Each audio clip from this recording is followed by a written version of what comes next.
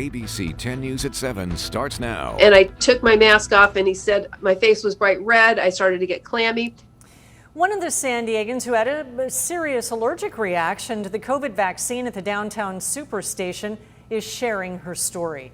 Good evening. I'm Kimberly Hunt. And I'm Steve Atkinson. After pulling the batch of Moderna vaccine in question, the state has now given the all clear to resume using it. Our ABC 10 News anchor Lindsay Pena explains the bad reaction one woman had to it and why that woman also says she will take the vaccine again.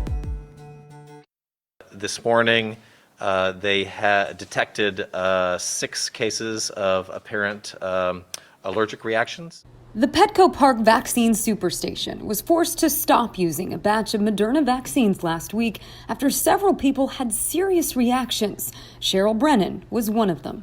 My throat started, I started doing this a little bit. I had my mask on and I told my husband, can you roll down the window? I have a little bit of problem breathing. And I took my mask off and he said my face was bright red. I started to get clammy. She says she does have food allergies and normally carries an EpiPen and told the healthcare staff.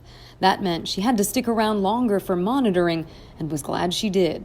My blood pressure was registering 185 over 125. And I normally do not have high blood pressure. Brennan says her reaction was under control less than an hour later and praised the nurses and EMTs on hand for helping her quickly. She says she has every intention of getting her second dose. I might have a reaction to a shot. That could always happen. But what if I got COVID? COVID's always, this is strictly CHERYL's opinion, nothing else. To me, COVID is 1,000 times worse. Brennan's reaction wasn't common. According to doctors, most people can expect things like injection site pain, fever, chills, fatigue, and headache.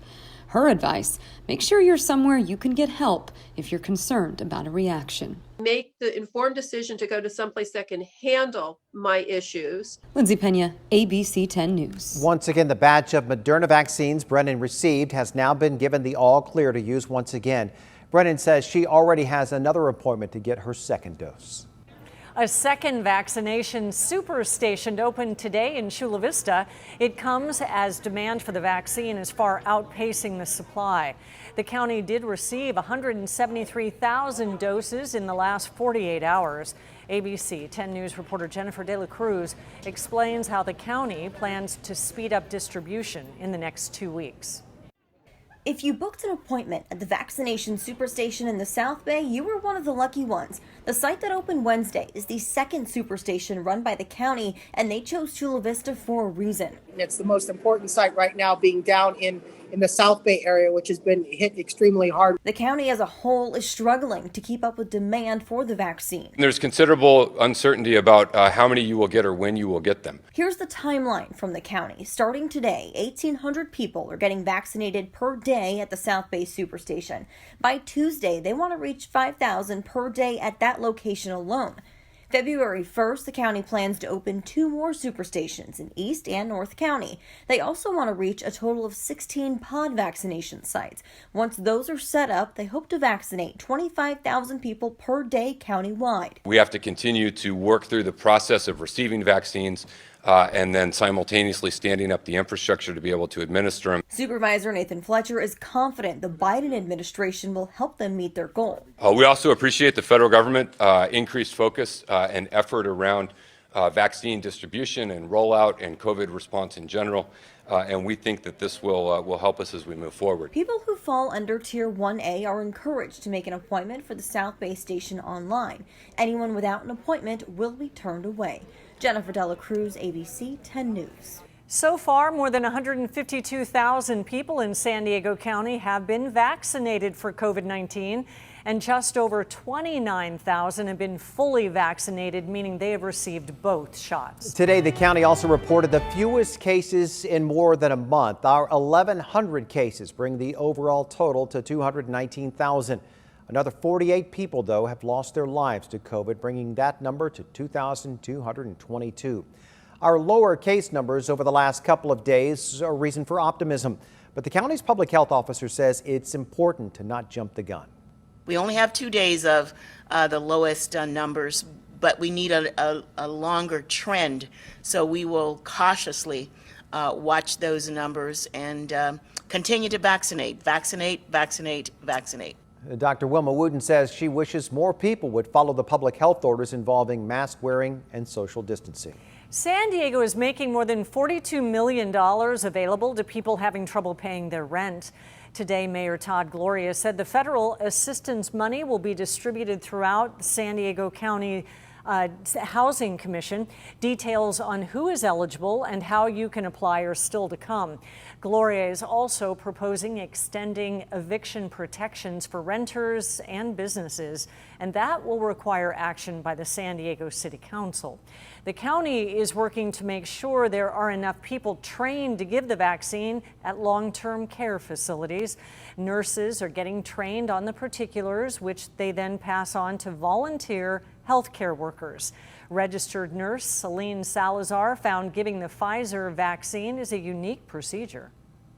I thought they were very similar, like you just puncture it and bring it out and it would be ready, but the Pfizer needs to be reconstituted, apply normal saline into it and kind of bring it to life. And if it's not reconstituted with normal saline, once it's out of the fridge, it's only good for 2 hours. The nonprofit Champions for Health is scheduling vaccinations at long-term and senior care facilities this week. You can stay on top of any new developments with coronavirus by downloading the 10 News app. A free version is available in the App Store. Now to a developing story. It has been 2 weeks since anyone has heard from Maya Miliete. The Chula Vista mother of 3 was reported missing by her family. Our ABC 10 News reporter Laura Acevedo checked back in with them and police for an update.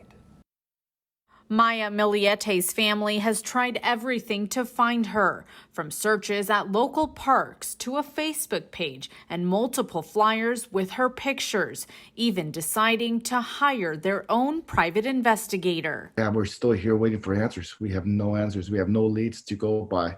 Richard Droulet is Maya's brother-in-law. Mary Chris is her sister. It's been really a nightmare. It's been an agonizing, painful, it's heartbreaking. Maya, who also goes by May, was last heard from 2 weeks ago on January 7th. The Chula Vista mother of 3 missed her now 11-year-old's birthday. I know they are very affected. They miss their mom a lot.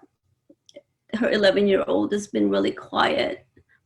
I know they're suffering. Maya's car is still at home. There's been no activity on her bank statements and her phone goes straight to voicemail. ABC 10 News spoke to her husband Thursday, who said he spent hours Wednesday night working with detectives from Chula Vista Police trying to find his wife, saying he is grateful for all of the search efforts. Her family and friends now asking the community to join them in a prayer chain at 5:01 every evening until she is found, the time representing her birthday, May 1st. Say a little prayer for her so she can return to us and to her 3 children. In Chula Vista, Laura Acevedo, ABC 10 News. A police spokesperson tells us they are still actively investigating the case and are concerned Miliete has not returned home.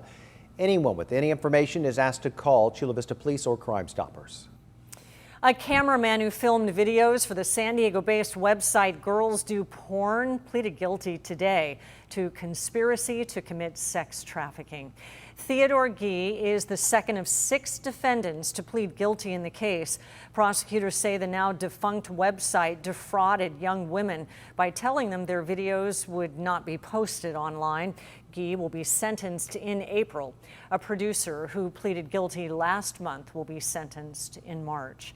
And the man who fired a police officer's gun through the back window of a police cruiser pleaded guilty today. The incident last July was captured on surveillance video. Keith Berman, who had been arrested, was sitting inside the patrol car at San Diego Police Headquarters when he slipped out of the handcuffs and grabbed the gun out of an officer's bag. He fired a shot that hit the car. Officers then shot him in the upper body, but he recovered. Bergman will get a 10-year sentence next month.